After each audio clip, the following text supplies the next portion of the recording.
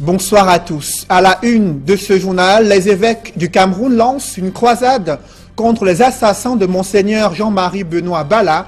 Après l'identification du corps et l'annonce des obsèques, la conférence épiscopale nationale envisage de porter plainte contre l'inconnu pour assassinat de l'évêque de Bafia et la pression monte déjà sur les enquêteurs de la police judiciaire au regard de l'entrée en scène des avocats pour assister l'Église catholique dans la manifestation de la vérité. Les passations des marchés publics sont le théâtre de détournements, de corruption et d'inertie qui plombent la réalisation des projets structurants au Cameroun. La création de tout un ministère des marchés publics et d'une agence de régulation n'a pas résolu cette équation des goulots d'étranglement, une situation qui préoccupe au plus haut point le président du groupe de la Banque africaine de développement en visite au Cameroun. Dans ce journal, les experts évaluent les projets financés par la BAD et évoquent sa vision pour l'industrialisation du continent africain. On en parle dans ce journal.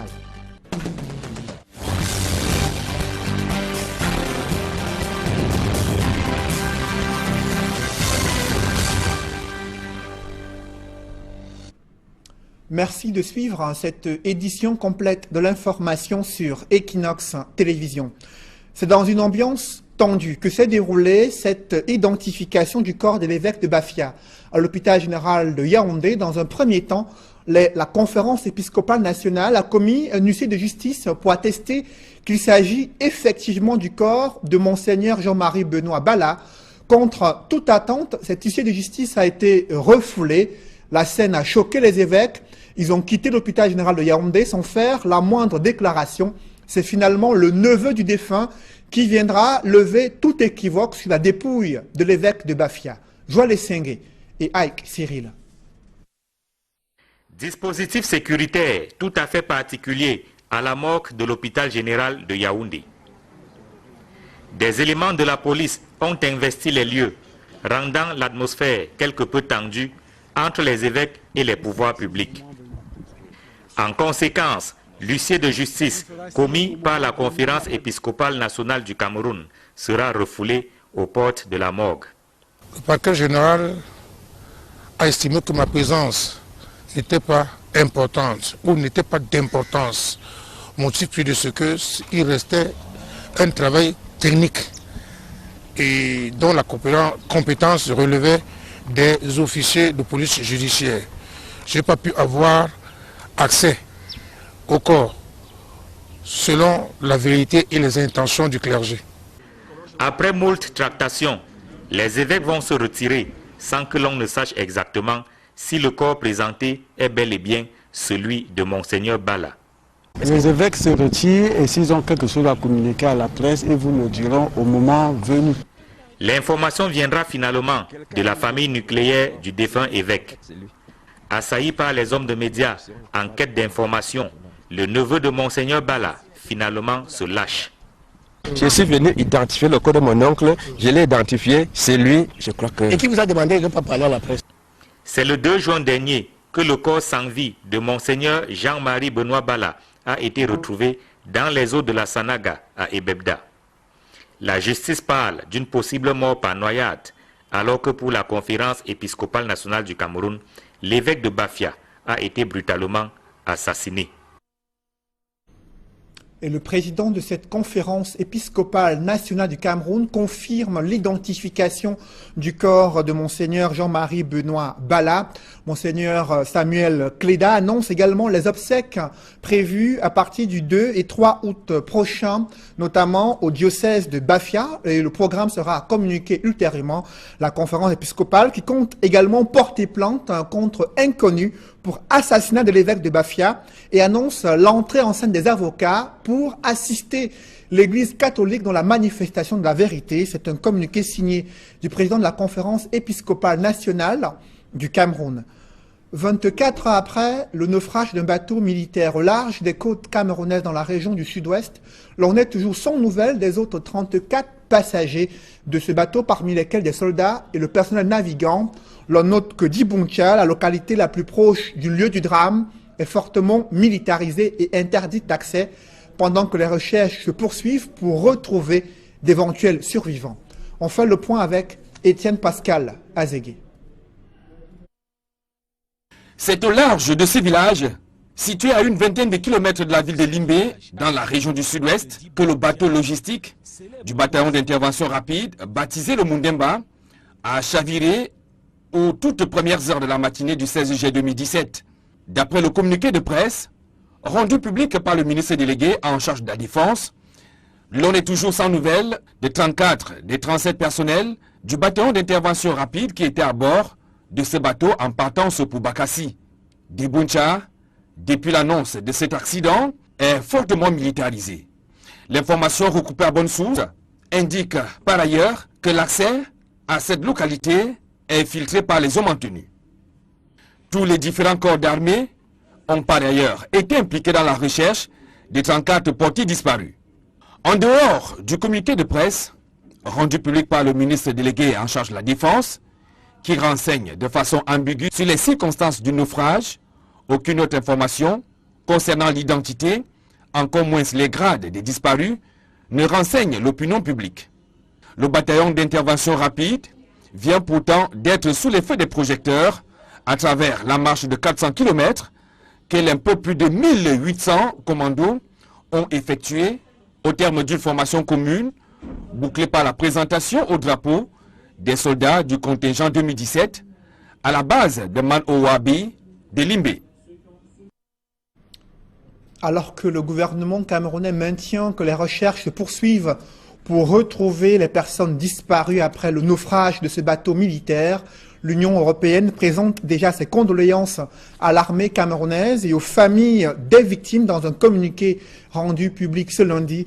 La chef de la délégation de l'Union européenne estime que c'est un incident tragique qui constitue une grande perte pour l'armée camerounaise engagée sur le front de guerre contre la secte islamiste, mais aussi dans la sécurisation de la zone de la presqu'île de Bakassi. Dans le reste de l'actualité, la tuerie de Kousséri continue d'alimenter les débats dans les chaumières, mais aussi sur les réseaux sociaux. Que s'est-il réellement passé dans cette compagnie de gendarmerie à Kousséri où un jeune soldat a ouvert le feu sur son commandant et plusieurs autres camarades d'armes l'ont refait donc la scène qui s'est déroulée à Kousséri dans ce reportage signé Albertine Bichaga. Âgé de 25 ans, le gendarme Jude Benchou de la promotion 2015 est l'auteur de la fusillade du 14 juillet dernier à Kousséri dans la région de l'extrême nord. Le drame a laissé sur le carreau 4 personnes, dont son commandant d'escadron, Ondoa François. Selon plusieurs témoignages, les relations entre les deux hommes avaient toujours été tendues. L'auteur de la tuerie de Kousséri est également présenté par certains comme un jeune homme frustré dans son travail, mais également dans sa vie personnelle. Des frustrations qui auraient connu un pic avec la relation houleuse qu'il entretenait avec son supérieur hiérarchique. C'est donc ce dernier épisode qui aurait conduit le jeune homme de 25 ans à commettre l'irréparable le 14 juillet dernier. Après son forfait, le gendarme a décidé lui-même de se rendre.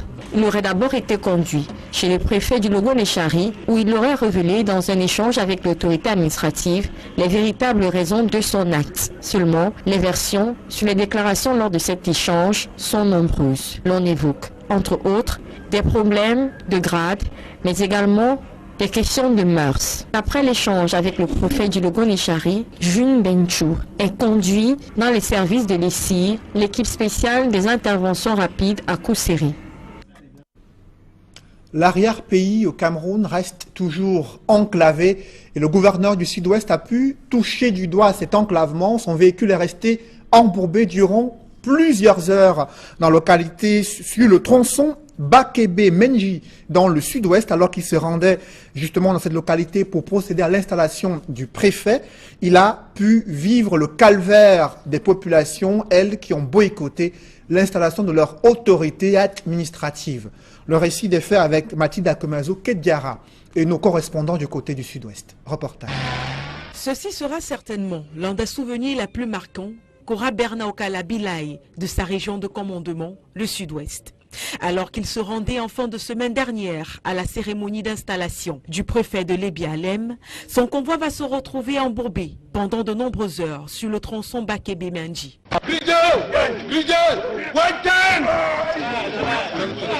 C'est plus précisément dans le village Ekwengan que les choses vont se compliquer. Tous les efforts de ces hommes faits en vue de libérer les véhicules seront vains.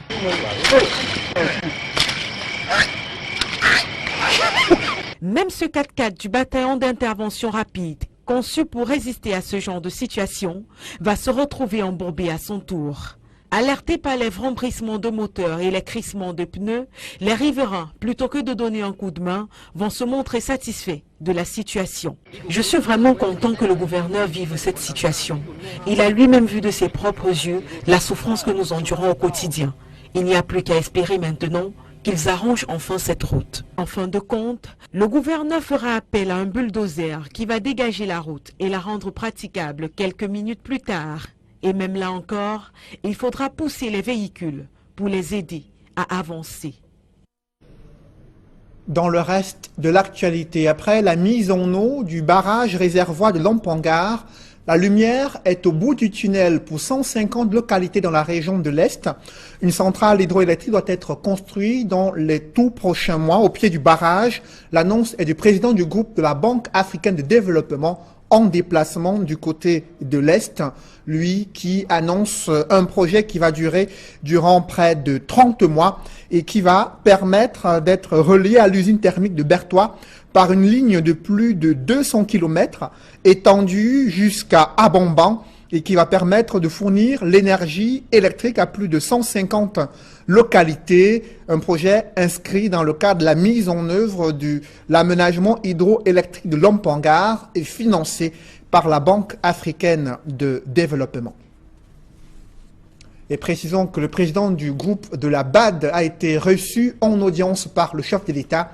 Il annonce justement le soutien financier de cette Banque africaine de développement pour des projets infrastructurels, notamment le projet de Nachigal, projet hydroélectrique, mais aussi l'extension du chemin de fer vers le Tchad et le Nigeria.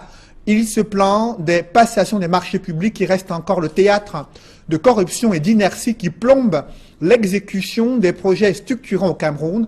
On en parle en deuxième partie de ce journal.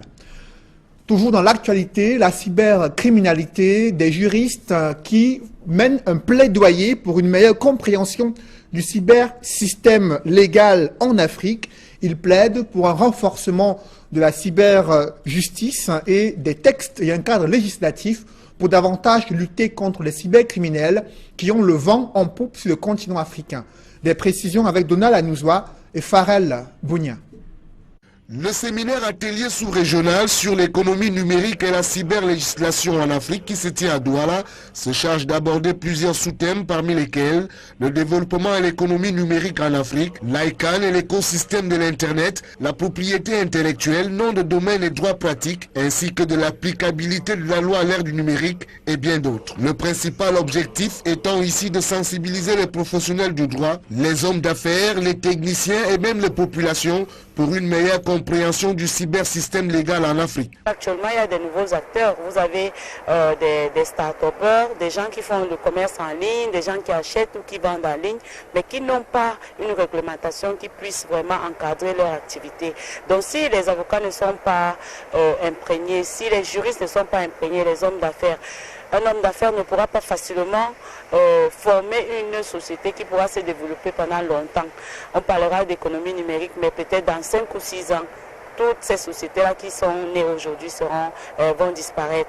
Cet autre atelier sur l'économie numérique et la cyberlégislation en Afrique se projette de faire des recommandations allant dans le sens de la mise en place des plateformes de suivi et de veille à même d'actionner la naissance d'un écosystème numérique viable en Afrique. Nous attendons à la fin de ce séminaire à avoir des gens qui nous donnent des recommandations par rapport à telle procédure qu'il faut mettre en place pour qu'on parle vraiment d'une émergence d'une économie numérique.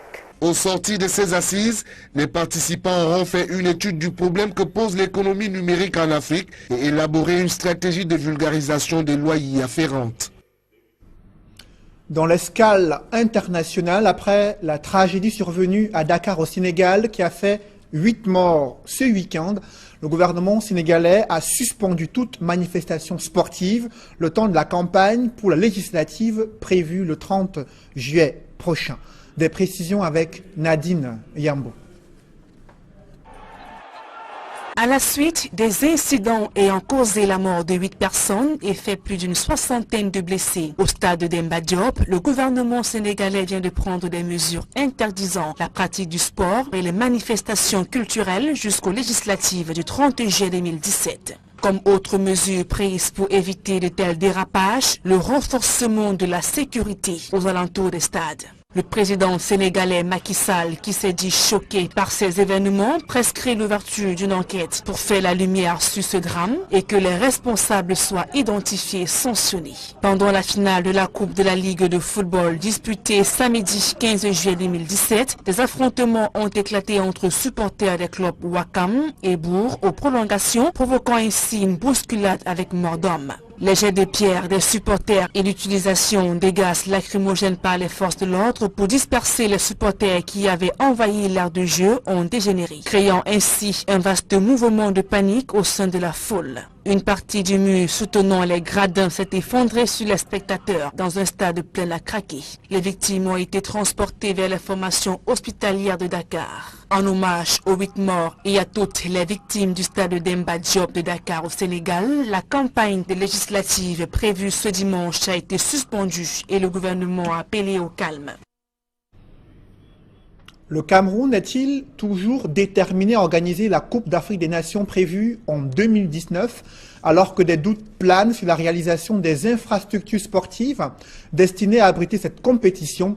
L'ambassadrice d'Italie au Cameroun défend le projet de construction de nouveaux stades Omnisport à Olembe à Yaoundé. Samuela Isopi balaie d'un revers de la main les critiques formulées à l'encontre de l'entreprise italienne chargée des travaux et elle a présenté une nouvelle stratégie mise en place pour achever les travaux avant la CAN prévue au Cameroun en 2019. Joël Essenge et Ike Cyril. Malgré le retard pris dans l'exécution des travaux, la partie italienne se veut rassurante. Le stade sera prêt pour la dernière inspection de la CAF. La dernière visite d'inspection de la Confédération africaine de football est prévue en septembre-octobre 2018. L'entreprise italienne Piccini fait savoir que l'essentiel sera fait à cette date-là, mais le stade d'Olembe ne sera définitivement livré qu'en décembre 2018. L'ouvrage est fait de matériaux préfabriqués, à ne pas confondre avec matériaux provisoires. On a entendu parler que le stade serait fait en matériel provisoire, c'est-à-dire qu'on vient ici, on monte et après on démonte. Là aussi, je suis très heureuse de vous dire que cette information aussi est totalement fausse. Les experts de la société vont vous expliquer comment on fait les stades, pas seulement au Cameroun, mais comment on fait les stades en Europe et dans le monde, avec des technologies de construction modernes et nouvelles, et avec des matériels préfabriqués, qui ne veut pas dire provisoires. À l'heure qu'il est, les matériaux sont d'ores et déjà en préfabrication dans des usines en Italie. Une fois la fabrication terminée, ces matériaux seront convoyés au Cameroun. Une pratique qui tranche avec l'époque où des camions et autres gros engins faisaient des va-et-vient sur des chantiers. Voir entrer les camions avec les graviers, tout ça, ça c'est le passé. Ici on utilise les possibilités d'aujourd'hui de vraiment optimiser les options qui sont avant nous.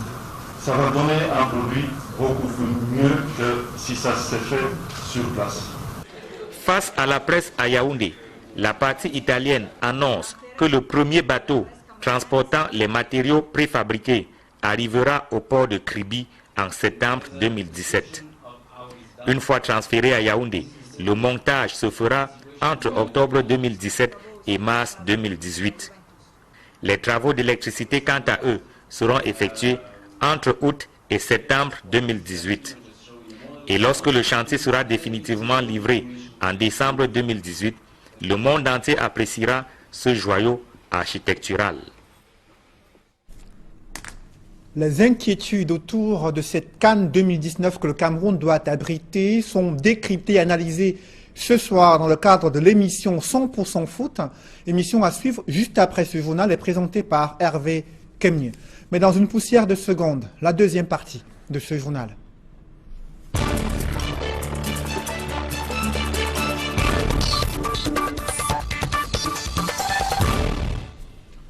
Je reçois sur ce plateau Toussaint Mboka Tongo. Bonsoir. Bonsoir, Monsieur Noufélé. Vous êtes expert en développement du secteur privé, analyste économique. Vous avez suivi cette visite du président du groupe de la Banque africaine de développement. Il a été reçu par le chef de l'État ce lundi. Il annonce le soutien de la BAD pour le projet hydroélectrique de Nachtigal et également l'électrification de plus de 150 localités dans la région de l'Est et d'autres projets d'aménagement routier au Cameroun, mais il insiste sur le problème de passation des marchés publics qui, selon lui, reste un goulot d'étranglement. Comment percevez-vous cette critique formulée à l'encontre du système des marchés publics au Cameroun? Oui, tout d'abord, je crois qu'il faudrait préciser que la BAD travaille avec le Cameroun sur 3 axes. Le premier axe est l'axe électrification.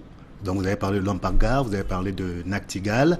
Et le deuxième axe, c'est l'intégration régionale. Vous avez l'axe Yaoundé-Brazzaville et l'axe Ngaoundéré-N'Djamena. Ça, c'est pour l'intégration régionale. Et ensuite, vous avez l'industrialisation. Ce sont les axes qui sont... Ce sont les piliers sur lesquels reposent les différents financements et les programmes de la Banque africaine de développement. Choisis par le Cameroun. Parce que sinon, peut-être qu'on en reparlera après, la tasse de thé du président Adesina, du docteur Adesina, c'est l'agriculture. Hein, mais on en parlera peut-être après. Disons que lui, d'ailleurs, il a reçu le prix World Food Prize, qui est l'équivalent du prix Nobel dans le domaine de l'agriculture et du développement rural. N'oubliez pas qu'il a été ministre de l'agriculture et du développement rural de son pays. Et il a transformé l'agriculture de son pays. Bon, bref, parlons d'abord des piliers, puisque c'est par là que vous vouliez qu'on commence. Au niveau de ces piliers, c'est vrai que ça devient contre-productif, parce que c'est déjà compliqué de travailler sur des projets structurants de cette dimension. Mais si en plus ces projets n'arrivent pas à maturation, ça pose des problèmes de retard et ça devient contre-productif par rapport aux populations qui finalement pensent que ces projets sont improductifs et peut-être inefficients, ce qui n'est pas toujours le cas, mais c'est une perception. Donc ça pose un réel problème et je crois que le docteur Adesina l'a relevé. Mais maintenant, je pense surtout que ce qui est important à retenir par rapport à cette visite, c'est le fait que nous, au Cameroun, on ne donne peut-être pas, parce qu'on ne pourra pas parler d'industrialisation si nous ne produisons pas. C'est pas seulement le cas du Cameroun. L'Afrique importe pour 35 milliards de dollars de nourriture. C'est inacceptable. Pourtant, elle a un énorme potentiel agricole qui reste sous-exploité. D'ailleurs, le docteur l'a dit tout à l'heure lors de ses interventions, on ne mange pas le potentiel. Vous comprenez? Nous avons 65% des terres arables disponibles, inexploitées dans le monde. Donc c'est en fait l'Afrique qui devait nourrir le monde, pas l'inverse. Justement, et le Cameroun a à peine 20 à 30% de ces terres arables qui sont exploitées. Il y a des projets agropoles et agro-industriels qui sont en cours. Comment est-ce que la BAD peut-elle soutenir ces projets au moment où le Cameroun est en train de se diriger vers un programme de redressement économique? Est-ce qu'il pourra maintenir le cap sur de tels investissements en ce moment où il manque cruellement de moyens et qu'il fait face à une énorme dette? Nous devons aller vite. Je crois que c'est d'ailleurs pour cela que le chef de l'État, président de la République, son Excellence Paul Biya, a offert au docteur Adesina un cheval, parce qu'il lui a dit « je sais que vous allez vite ». Et effectivement, c'est lorsqu'il était ministre de l'Agriculture et du Développement rural au Nigeria qu'il a réussi à faire que des industriels tels que Aliko Dangote, tels que en fait, des ingénieurs, des pharmaciens, etc., des architectes, s'investissent dans la production agricole. Donc il a réussi à le faire. Et c'est pour ça qu'on lui a également donné ce prix. Donc c'est le pape, si on peut le dire, des agropoles également. Mais vous voyez, nous on a un programme agropole ici. Je suis sûr que beaucoup de gens ne le connaissent pas.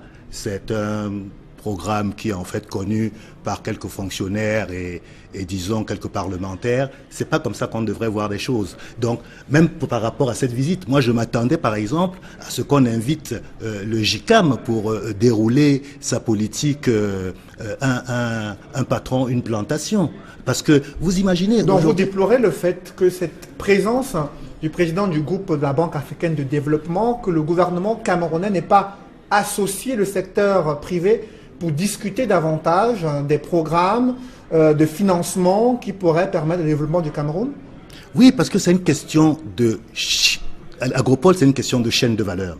Donc, et qui va créer des emplois? C'est le secteur privé. C'est pas la BAD, c'est pas le gouvernement qui va créer ces emplois. Donc, il faudrait peut-être un peu plus associer le secteur privé. Ça s'est fait un peu par le passé, mais je pense que c'était peut-être par l'entre-gens des personnes du secteur privé, avec les prédécesseurs du docteur Adesina. On a pu travailler au niveau de la BAD avec le docteur Babacar Diaye, parce que c'était peut-être à l'époque que je m'occupais du MECAM, et c'était quelqu'un qui faisait partie du relationnel du docteur James Onobiono ou d'Alphonse Bibeye. Mais je veux dire que ça doit être structuré et qu'on doit savoir que lorsqu'il y a des personnes de ce style qui arrivent, il faut que le secteur privé soit représenté, dise sa vision des choses et qu'on avance ensemble. Mais justement, ces banques africaines estiment qu'il faudrait davantage mettre l'accent sur les infrastructures routières, sur les infrastructures qui vont permettre justement de créer les conditions nécessaires pour l'industrialisation. Est-ce que là, c'est une stratégie que vous critiquez ou que vous appréciez? Non, nous ne critiquons pas. Nous sommes tout à fait d'accord avec l'électrification. C'est très bien parce que la région de l'Est que je connais très bien, il y a 30 ans, j'étais dans une autre vie responsable de la multinationale Royal Dutch Shell. Et pour Shell, j'étais un peu chargé d'alimenter les centrales thermiques dans toute la province. À l'époque, c'était une province, dans toute la province, et puis fournir également aux forestiers, aux industries. Ça pose un problème d'énergie, c'est vrai. Mais seulement, je dis que c'est contre-productif parce que, regardez un peu depuis quand nous parlons de barrages. Et on n'a pas l'impression que ça bouge. Donc même au niveau des populations, les populations finissent par se poser des questions. Vous savez, l'Inde a opéré sa révolution verte en 3 ans, dans les années 60. En 3 ans, l'Inde avait changé de visage, est passée d'importateur de produits alimentaires à exportateur. Donc, ça peut aller vite s'il y a la volonté politique. On est d'accord, les infrastructures sont nécessaires, mais il y a des choses, puisque on ne mange pas non plus l'électricité. Toussaint Boka, pour vous, le Cameroun manque de volonté politique pour amorcer cette révolution verte tant attendue? Oui, je veux dire que quand on a parlé du projet Agropole, je dis simplement, il y a un autre projet qui s'appelle Enable Youth, qui signifie en fait capaciter la jeunesse. Dans d'autres projets, dans d'autres pays, aujourd'hui c'est lancé en Côte d'Ivoire. C'est un projet de la BAD qui est lancé par le docteur Adesina, c'est lancé au Kenya, c'est même lancé au Congo. Je pense qu'il y a des choses à faire. Nous avons une jeunesse. Vous savez, nos populations sont vieilles, c'est-à-dire que les populations qui font l'agriculture, il faut rajeunir. Les jeunes sont en ville. Il faudrait réussir pratiquement à mettre en place une sorte d'exode urbain, c'est-à-dire faire que les jeunes rentrent. Et pour cela, il faut que, comme dit le docteur Adesina, il faut que l'agriculture soit sexy, parce que c'est d'ailleurs, entre guillemets, c'est d'ailleurs le terme qu'il utilise, qu'il attire les jeunes, qu'il attire les banquiers. Bon, lui, aujourd'hui, il est banquier, mais avant, il était agriculteur. Donc, c'est ce côté qu'il essaye de développer. Est-ce qu'il n'y a pas aussi un problème de modèle de financement de l'agriculture et aussi du monde rural qui demeure très pauvre en Afrique et au Cameroun? Vous avez vu un reportage réalisé dans une localité du sud-ouest où le gouverneur est resté embourbé durant des heures. C'est une région qui est agricole mais qui manque cruellement de routes et de pistes agricoles. Est-ce que le problème n'est pas la viabilisation du monde rural qui pourrait permettre d'attirer? Si, il y a ce problème-là, mais je dis que ce problème n'est pas essentiel. Nous devons d'abord produire, parce que je vous ai parlé des 35 milliards de dollars que nous importons. En 2025, c'est pas loin, c'est dans 7-8 ans, nous serons, le chiffre de 35 milliards aura doublé. Mais comment paierons-nous? Avec quoi paierons-nous pour nourrir nos populations? Comment la BAD peut-elle aider le Cameroun justement à opérer cette révolution verte? Toussaint Mboka? Non, c'est le Cameroun qui choisit les domaines d'intervention. C'est pour ça que je dis que le Cameroun devrait peut-être un peu plus insister sur la production agricole, parce que vous savez, les questions d'infrastructure, la Chambre de commerce a lancé du Cameroun, a lancé il n'y a pas longtemps un projet de transformation de manioc dans le sud. Ok? Transformation de manioc, l'usine est là. Il n'y a pas de problème d'électricité. Mais qu'est-ce qui manque? La matière première pour alimenter l'usine. Il n'y a pas de manioc. Mais qui va cultiver le manioc de manière à pouvoir alimenter une unité de production qui peut-être utilise 1 tonne de manioc à l'heure?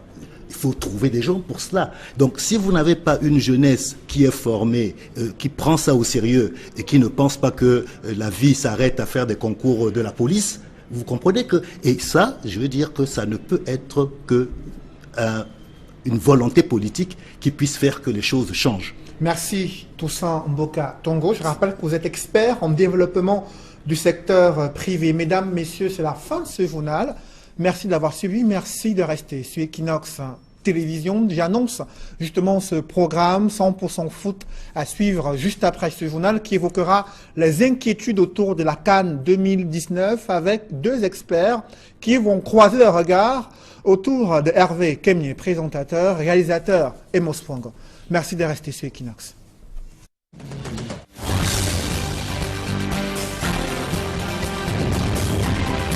L'évêque de Bafia a été brutalement assassiné. Et le président de cette conférence épiscopale nationale du Cameroun confirme l'identification du corps de Monseigneur Jean-Marie Benoît Bala. Monseigneur Samuel Cléda annonce également les obsèques prévues à partir du 2 et 3 août prochain, notamment au diocèse de Bafia. Et le programme sera communiqué ultérieurement. La conférence épiscopale qui compte également porter plainte contre inconnus pour assassinat de l'évêque de Bafia et annonce l'entrée en scène des avocats pour assister l'Église catholique dans la manifestation de la vérité. C'est un communiqué signé du président de la conférence épiscopale nationale du Cameroun. 24 ans après le naufrage d'un bateau militaire au large des côtes camerounaises dans la région du sud-ouest, l'on est toujours sans nouvelles des autres 34 passagers de ce bateau, parmi lesquels des soldats et le personnel navigant. L'on note que Dibuncha, la localité la plus proche du lieu du drame, est fortement militarisée et interdite d'accès pendant que les recherches se poursuivent pour retrouver d'éventuels survivants. On fait le point avec Étienne Pascal Azégué. C'est au large de ce village, situé à une vingtaine de kilomètres de la ville de Limbé, dans la région du sud-ouest, que le bateau logistique du bataillon d'intervention rapide, baptisé le Mundemba, a chaviré aux toutes premières heures de la matinée du 16 juillet 2017. D'après le communiqué de presse, rendu public par le ministre délégué en charge de la défense, l'on est toujours sans nouvelles des 34 des 37 personnels du bataillon d'intervention rapide qui étaient à bord de ce bateau en partance pour Bakassi. Dibuncha, depuis l'annonce de cet accident, est fortement militarisé. L'information recoupée à bonne source indique par ailleurs que l'accès à cette localité est filtré par les hommes en tenue. Tous les différents corps d'armée... L'escadron Ondoa François. Selon plusieurs témoignages, les relations entre les 2 hommes avaient toujours été tendues. L'auteur de la tuerie de Kousséri est également présenté par certains comme un jeune homme frustré dans son travail, mais également dans sa vie personnelle. Des frustrations qui auraient connu un pic avec la relation houleuse qu'il entretenait avec son supérieur hiérarchique. C'est donc ce dernier épisode qui aurait conduit le jeune homme de 25 ans à commettre l'irréparable le 14 juillet dernier. Après son forfait, le gendarme a décidé lui-même de se rendre. Il aurait d'abord été conduit chez le préfet du Logo-Léchari où il aurait révélé dans un échange avec l'autorité administrative les véritables raisons de son acte. Seulement, les versions sur les déclarations lors de cet échange sont nombreuses. L'on évoque, entre autres, des problèmes de grade, mais également des questions de mœurs. Après l'échange avec le préfet du Logo-Léchari, June Benchou est conduit dans les services de l'ESI, l'équipe spéciale des interventions rapides à Kousséri. L'arrière-pays au Cameroun reste toujours enclavé et le gouverneur du Sud-Ouest a pu toucher du doigt cet enclavement. Son véhicule est resté embourbé durant plusieurs heures dans la localité sur le tronçon Bakebe Menji dans le sud-ouest, alors qu'il se rendait justement dans cette localité pour procéder à l'installation du préfet. Il a pu vivre le calvaire des populations, elles qui ont boycotté l'installation de leur autorité administrative. Le récit des faits avec Mathilde Akomazo Kediara et nos correspondants du côté du sud-ouest. Reportage. Ceci sera certainement l'un des souvenirs les plus marquants qu'aura Bernard Okala-Bilaye de sa région de commandement, le sud-ouest. Alors qu'il se rendait en fin de semaine dernière à la cérémonie d'installation du préfet de Lébialem, son convoi va se retrouver embourbé pendant de nombreuses heures sur le tronçon. La scène a choqué les évêques. Ils ont quitté l'hôpital général de Yaoundé sans faire la moindre déclaration. C'est finalement le neveu du défunt qui viendra lever tout équivoque sur la dépouille de l'évêque de Bafia, Joël Essengue et Ike Cyril. Dispositif sécuritaire tout à fait particulier à la morgue de l'hôpital général de Yaoundé. Des éléments de la police ont investi les lieux, rendant l'atmosphère quelque peu tendue entre les évêques et les pouvoirs publics. En conséquence, l'huissier de justice commis par la conférence épiscopale nationale du Cameroun sera refoulé aux portes de la morgue. Le parquet général a estimé que ma présence n'était pas importante ou n'était pas d'importance, motif de ce qu'il restait un travail technique et dont la compétence relevait des officiers de police judiciaire. Je n'ai pas pu avoir accès au corps selon la vérité et les intentions du clergé. Après moult tractations, les évêques vont se retirer sans que l'on ne sache exactement si le corps présenté est bel et bien celui de Monseigneur Bala. Les évêques se retirent et s'ils ont quelque chose à communiquer à la presse, ils vous le diront au moment venu. L'information viendra finalement de la famille nucléaire du défunt évêque. Assailli par les hommes de médias en quête d'information, le neveu de Monseigneur Bala finalement se lâche. Je suis venu identifier le corps de mon oncle, je l'ai identifié, c'est lui, je crois que... Et qui vous a demandé de ne pas parler à la presse? C'est le 2 juin dernier que le corps sans vie de Monseigneur Jean-Marie Benoît Bala a été retrouvé dans les eaux de la Sanaga à Ebebda. La justice parle d'une possible mort par noyade, alors que pour la conférence épiscopale nationale du Cameroun, les Mais ont par ailleurs été impliqués dans la recherche des 34 portiers disparus. En dehors du communiqué de presse, rendu public par le ministre délégué en charge de la Défense, qui renseigne de façon ambiguë sur les circonstances du naufrage, aucune autre information concernant l'identité, encore moins les grades des disparus, ne renseigne l'opinion publique. Le bataillon d'intervention rapide vient pourtant d'être sous les feux des projecteurs à travers la marche de 400 km qu'un peu plus de 1800 commandos ont effectué au terme d'une formation commune bouclée par la présentation au drapeau des soldats du contingent 2017 à la base de Man-Owabi de Limbé. Alors que le gouvernement camerounais maintient que les recherches se poursuivent pour retrouver les personnes disparues après le naufrage de ce bateau militaire, l'Union européenne présente déjà ses condoléances à l'armée camerounaise et aux familles des victimes dans un communiqué rendu public ce lundi. La chef de la délégation de l'Union européenne estime que c'est un incident tragique qui constitue une grande perte pour l'armée camerounaise engagée sur le front de guerre contre la secte islamiste, mais aussi dans la sécurisation de la zone de la presqu'île de Bakassi. Dans le reste de l'actualité, la tuerie de Kousséri continue d'alimenter les débats dans les chaumières, mais aussi sur les réseaux sociaux. Que s'est-il réellement passé dans cette compagnie de gendarmerie à Kousséri où un jeune soldat a ouvert le feu sur son commandant et plusieurs autres camarades d'armes l'ont refait donc la scène qui s'est déroulée à Kousséri dans ce reportage signé Albertine Bitiaga. Âgé de 25 ans, le gendarme Jude Benchou de la promotion 2015 est l'auteur de la fusillade du 14 juillet dernier à Kousséri dans la région de l'extrême nord. Le drame a laissé sur le carreau 4 personnes, dont son commandant.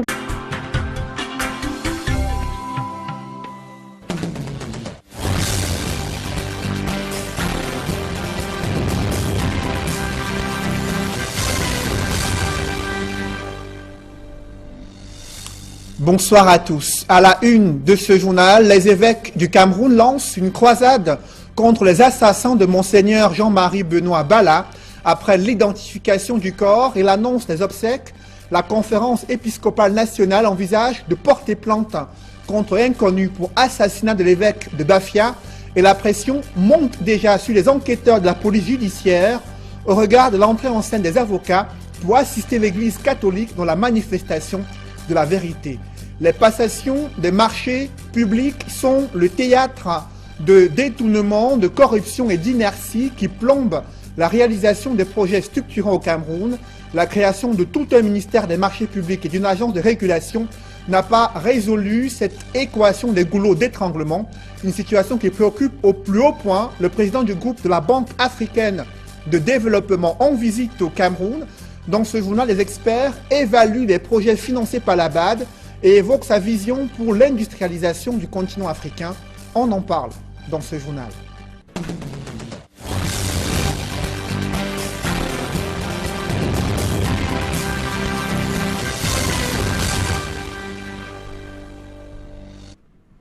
Merci de suivre cette édition complète de l'information sur Equinox Télévision.